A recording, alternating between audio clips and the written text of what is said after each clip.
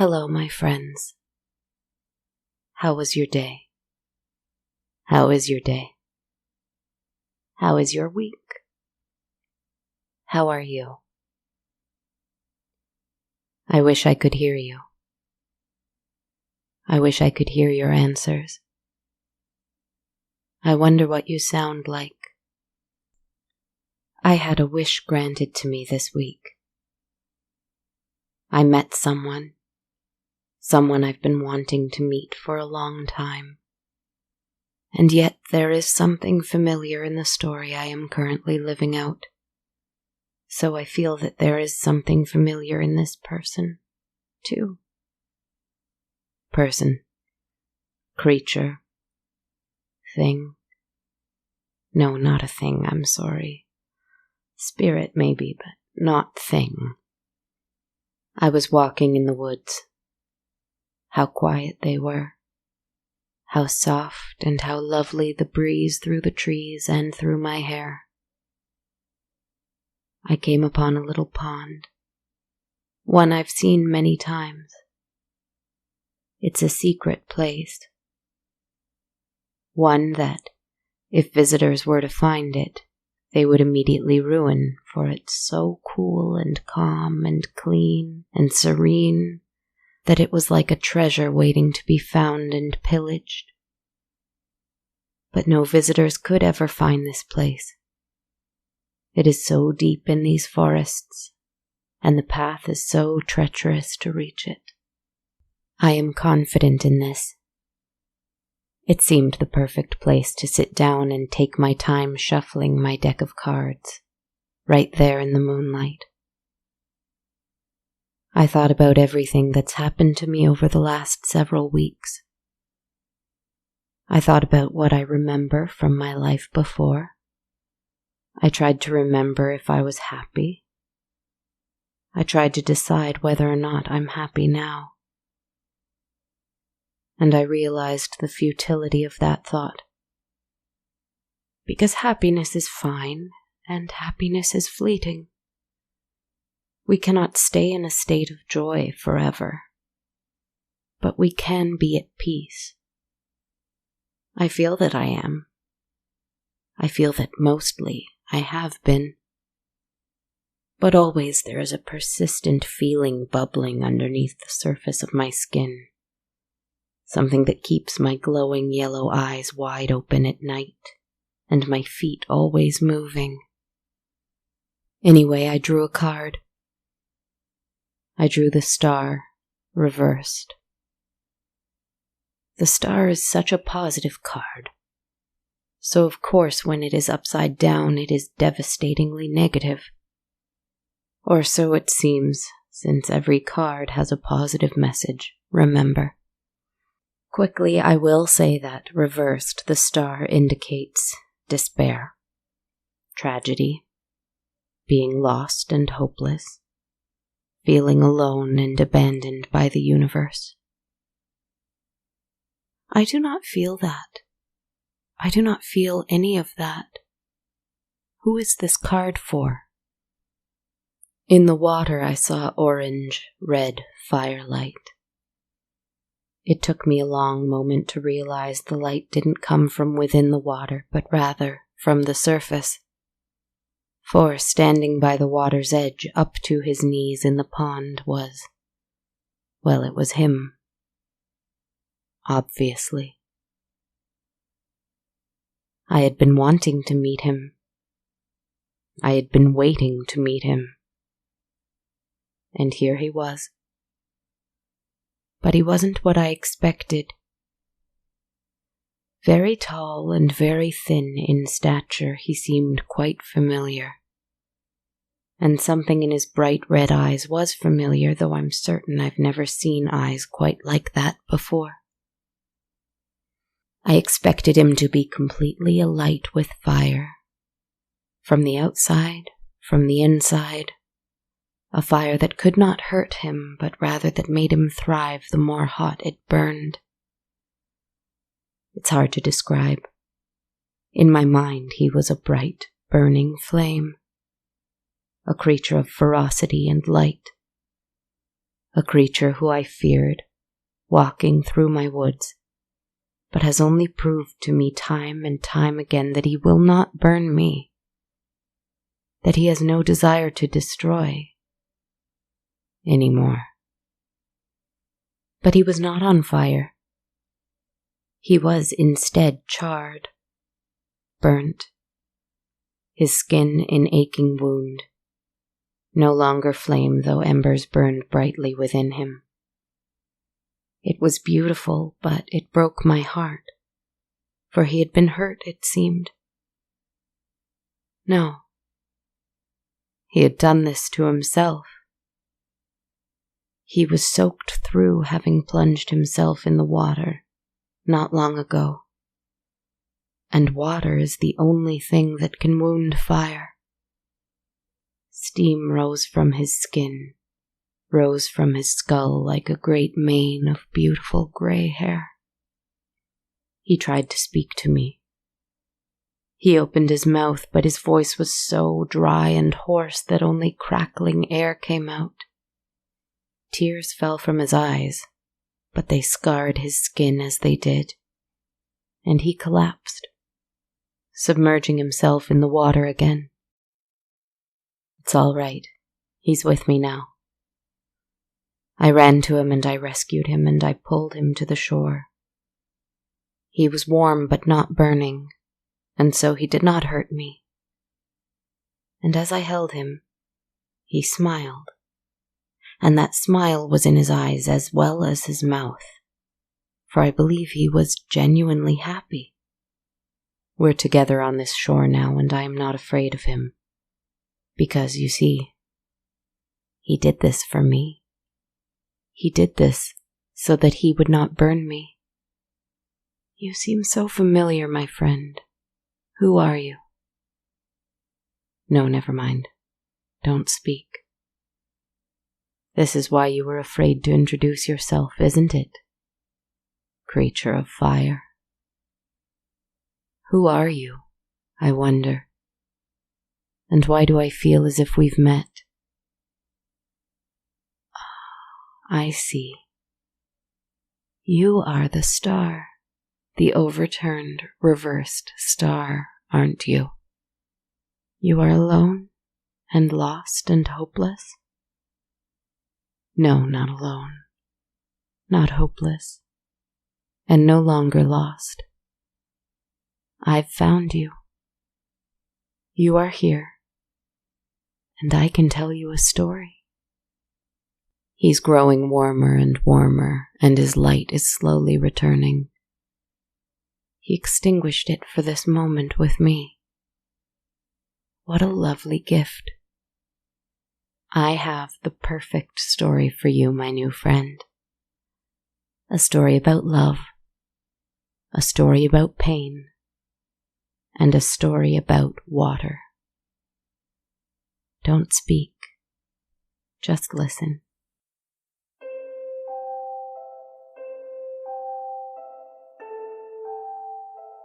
Once upon a time there was an old inventor. He lived in a little cottage in a little town by a little lake. Little more than a pond, really, not unlike the one we find ourselves by right now. And he didn't live alone, not for most of his time in this place. He had someone he lived a full life with, the greatest love of his life.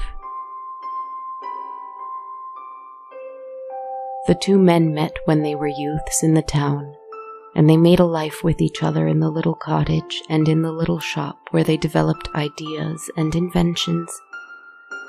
They both had a love of creating beautiful things. Whether they were useful things for the townspeople who had been their friends their entire lives, or whether they were beautiful little toys for the children in town. Every little thing that they created was created out of love and joy. And the two men had love and joy their whole lives on their side. until the old inventor's husband died. It was a tragedy to the inventor, of course, because he had been happy for so long. I said that happiness is fleeting, and so it is difficult to seek happiness for every moment of our lives. But the man had lived a long life in love and happiness and peace too. He had lived to a ripe old age. He had no regrets. He was at the lake's edge, a few feet deep, fishing, which was his favorite thing to do on a beautiful summer morning, when he passed, suddenly and painlessly, and we should all hope for such peace when our time has come. So, for him who died, it was not a tragedy. Not really. He left the world as gracefully as he had lived in it, and he had a smile on his face as gentle as his soul. I think it is an idiosyncrasy of humanity that death often hurts those who remain alive more than it does the person whose time has ended. And this is where the real tragedy lies. And that is where our story begins. The inventor was heartbroken. Heartbroken for the loss of the vibrant, smiling soul who had been in his home every day before now. Heartbroken for the silence that echoed through his little cottage, which now felt so empty. Heartbroken for his own lonely soul now. He closed down the shop. He refused to answer the door when concerned visitors and friends and customers came to check in on him and bring him flowers or meals. He could not face the world without his love by his side anymore. They had such a small corner of the world together, and now he felt the little he had was completely stolen from him. When your North Star is taken from you, you can so easily lose your sense of direction. And that's exactly what happened with our devastated inventor. How can I say what he should have done? How can I say what would have been best? I know no better than he did. And while I have felt terrible loss before, I cannot say that it has ever felt quite like that. I have not lost a North Star before. Even when I lost myself, I was still there. But what this inventor faced was something quite different, something awful. He didn't know where to begin, but it started with pain and it ended with him creating, inventing. He was an especially skilled doll maker. He made lovely little figures and figurines that adults loved to collect, and he made toy dolls with lifelike hair and eyelashes and fingers and toes that children loved to play with. He made marionettes so lovely that they made people stop and gasp as they walked by the shop window. He had a knack for faces and a love of detail. Before his beloved had been put in the earth, he had taken a little lock of his hair, white and shining, thinking he would keep it in a locket or a picture frame or some kind of memento. As he held it in his hands, he felt himself making a terrible pledge. The words came out of his mouth before he even understood them. But he cursed whatever world would allow him to lose that which meant more to him than his own life. He cursed the moon for watching passively as it happened. He cursed the air for letting him still breathe so long after he lost the desire to. He cursed all the bright and beautiful things that he had loved his whole life, for they meant little to him now. And he swore, from the depths of his soul without speaking a word, that he would bring his beloved back. Whether it was in one form or another, he would bring him back. He wanted nothing other than to be haunted by the man he had spent his whole life with. After all, anything would be better than this. He didn't know why, but he left his door open, and he opened all of his windows, and he sat at his little desk, and he began to carve a figure from wood. A little doll. A marionette it looked like, but it had no strings. It was a wooden figure, simple and plain, but charming and sweet at the same time. It looked just like his love had looked when he was a young man, strapping and strong. It had the same dark hair he did in his youth. But through that black horsehair that he lovingly placed on the puppet's head, he also wove those white hairs that he'd clipped right before closing the casket. In some stories I would tell you that he was a powerful sorcerer and that he performed a spell.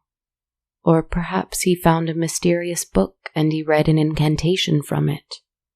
Or perhaps a demon whispered infernal words into his ear while he created the thing. But not this story. Because sometimes all that a spirit needs is pain. Sometimes pain can be an invitation, in and of itself. Staring at the finished product, tears came to his eyes when he realized how like his love it was. How perfect. And he felt that perfect, red-hot pain once more. And that's when all of the doors and windows slammed shut, all at once. Why had he opened them in the first place, the old toy maker wondered. Perhaps he had, in some dark corner of his mind, known what he was doing after all. He set the little puppet on his work table and stood in the center of the room. "Hello," he whispered. And he heard footsteps from the back door, as if someone was entering from the side of the house that faced the little lake. Wet footprints with the markings of the underside of handmade boots began to appear on the wooden floor, though no one visible was walking. The old man shook, as much from fear as it was from elation. Whatever he had done seemed to work. He whispered his love's name into the air. And then all of the glass cupboards where the most precious, delicate creations the two had made together slowly opened themselves all at once. He whispered the name once more. And then all of the glass cupboards slammed shut so quickly and forcefully that they smashed in a rain of broken glass all around him. And many of the collectibles were broken as well. The old man cried out and held his hands over his ears. Silence resumed its course in the little home for some time. But when he heard a thud to the ground and looked over and saw the puppet lying on the wood among the glass, he cried out and made his old tired legs run to his bedroom, where he shut the door and sat on the bed. He held a blanket around him, a blanket that still carried the memory of the other man who used to live here, and he found it a comfort. Whatever has come to haunt me, whatever I have invited here, it is not him, he thought to himself. It is not him. Something else has come and possessed the puppet. I was careless and I invited something else into our home. He had heard of such things happening before. Misguided or malevolent spirits who masqueraded as people we knew in life so that they could get closer to us. Whatever power existed in his old hands and in his broken heart had brought something demonic into his house. He heard a knock at the bedroom door. He whispered over and over for it to go away. But instead, the door slowly, very, very slowly, pried its way open. and no one stood there waiting. Instead, on the ground, lying sprawled like the inanimate object that it was the puppet. The old man moaned in agony. What a cruel, cruel poltergeist indeed to use the image of his lost beloved to torment him. He picked it up and thought about destroying it, burning it, chopping it into pieces, taking it far away from this place that was so sacred to him. But as he looked at it, he realized that he couldn't. It looked too much like him. He couldn't dispose of such a thing, even if something had commandeered it for its own dark purposes. He kissed the top of its little wooden head and sat it in the window with the other toys. Now a week or so passed. The old man couldn't bring himself to clean up the glass and repair the damaged valuables. His grief was still too strong. He still did not answer the door for visitors, though they were clearly growing more and more concerned. And that puppet, that beautiful little doll without strings, never stayed in the window. The old man would often find it on his nightstand when he woke in the morning, after whatever very little sleep he was able to steal. He would find it in the kitchen sink when he went to make a cup of tea. Wherever he went, it followed, and it was always accompanied by violence. Violence towards the store, the cottage. Whatever spirit haunted this doll, it seemed to delight in wreaking havoc, sending chairs flying across the floor, throwing toys up in the air and dropping them to the ground so they shattered, ripping up fabrics and tearing hair out of other dolls' heads overnight. And the old man bore it, simply because he could not bring himself to get rid of the puppet. And in a way, the chaos around him, the noise, the destruction, at the very least meant that he was not alone. It was perhaps a distraction from his grief. One night, however, he was woken up from a deep sleep by the sound of one door opening, and then another, and then another, and then all of the windows as well, just as the old man had done the first night when he created the puppet. And he heard those footsteps, wet and weary once more. And he rose up from his bed, but he didn't dare enter into the little shop, still a mess of broken glass and torn up toys and shattered knickknacks. Tonight he just peeked his head out of the door, fearfully looking out.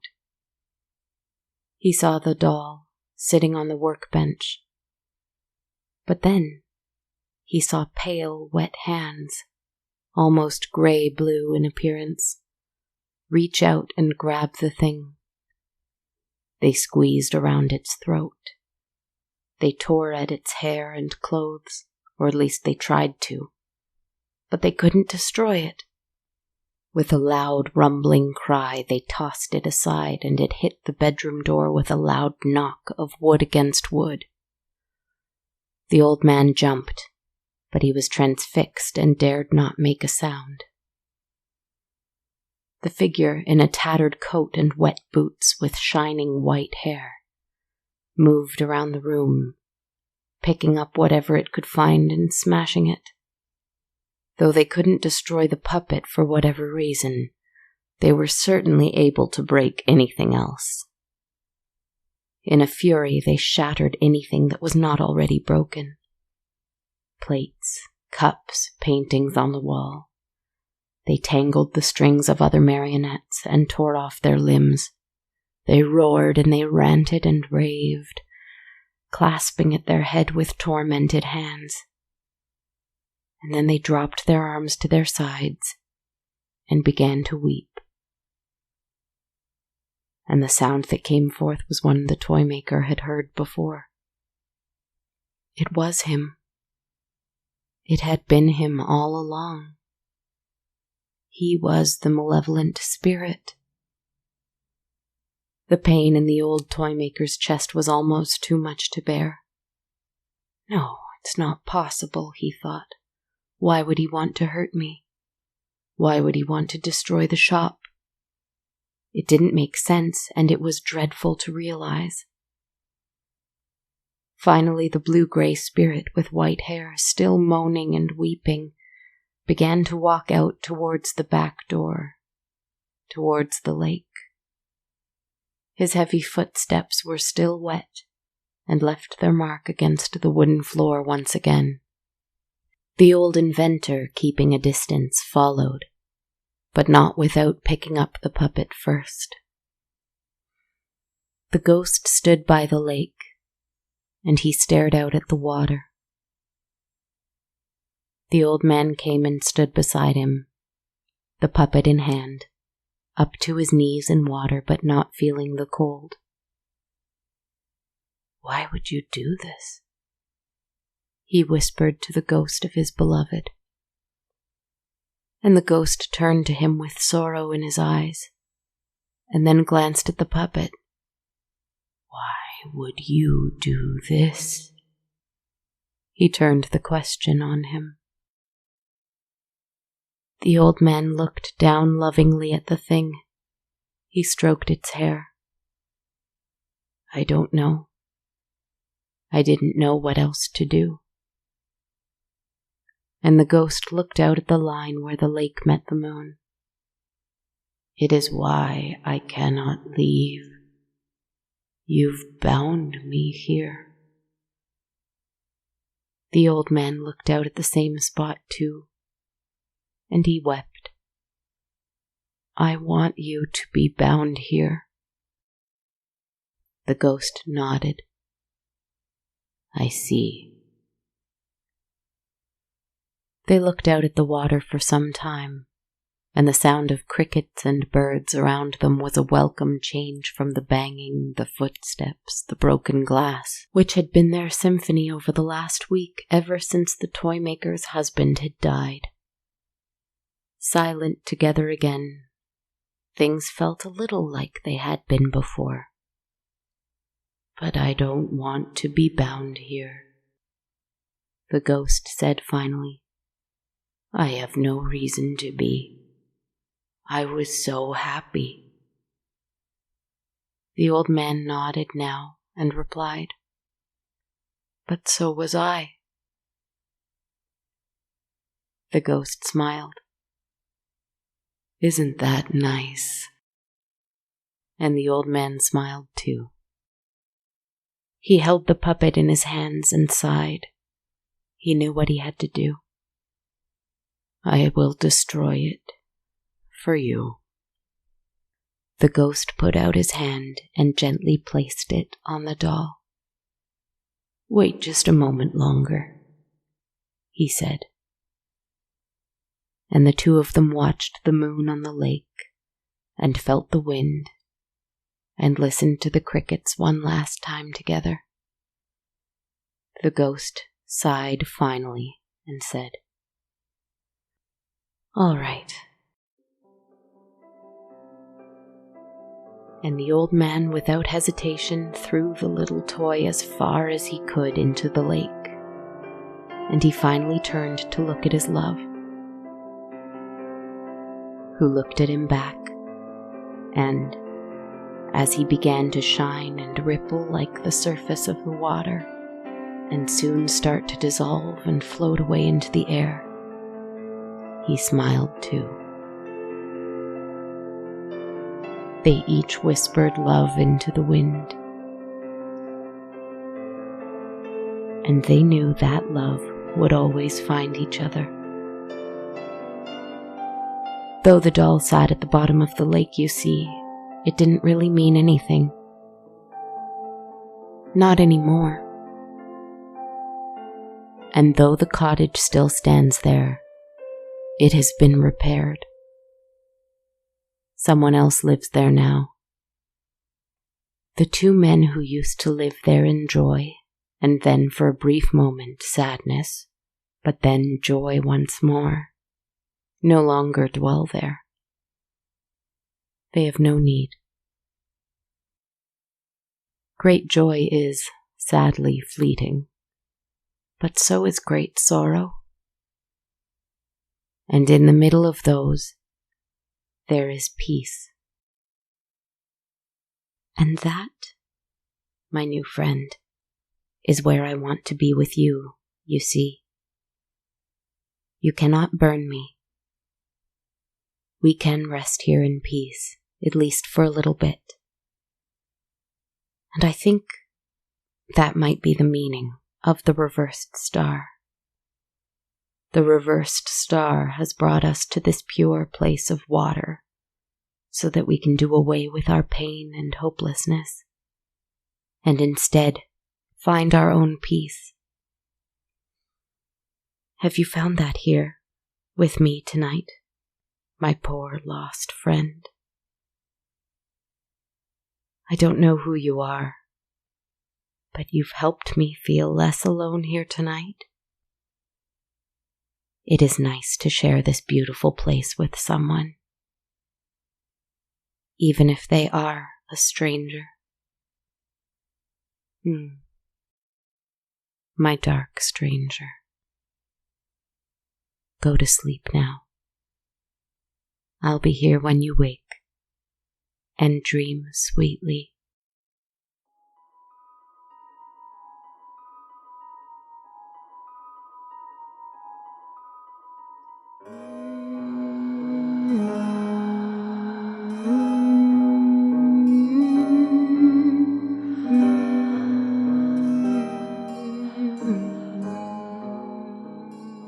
Hello, dear listener, and welcome to episode 108 of On a Dark Cold Night. This is Kristen, your host, writer, composer, podcaster, etc., etc. I hope you're doing well out there this week. It's great to be here with you again. I'd like to thank our newest patron on Patreon, Brian Christopher. Thank you so much for supporting the show, Brian. I really appreciate your wanting to help me make On a Dark Cold Night. If you would like to support the show in the same way, you can visit my Patreon page at patreon.com/darkcoldnight, where every monthly patron receives access to the soundtrack of the show. If you're not interested in that perk and would like to make a one-time donation instead, you can visit my Ko-fi page at ko-fi.com/darkcoldnight. And also, as always, we have t-shirts and hoodies available at bonfire.com/on-a-dark-cold-night. Sending out another thank you this week to MS Lumpkins, a wonderful supporter of the show who left us a very kind 5-star review on iTunes. Thanks so much for helping spread the word about the show, MS Lumpkins. If you would like to share your thoughts as well, leaving a review on iTunes, Stitcher, or our Facebook page is such a huge help and a great way to support in a non-financial way. Also, feel free to follow me on social media. I'm on Twitter at A Dark Cold Night, Instagram at Dark Cold Night Podcast, and on my Facebook and YouTube pages, both called On a Dark Cold Night. Thank you so much, as always, for joining me this week. Stay well, drink lots of water, get lots of rest. Sweet dreams, friends.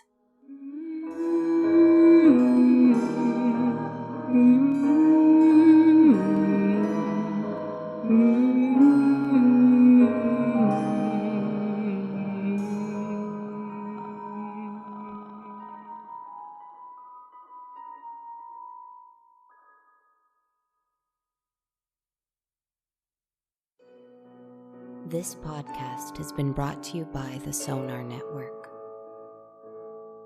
Sonar.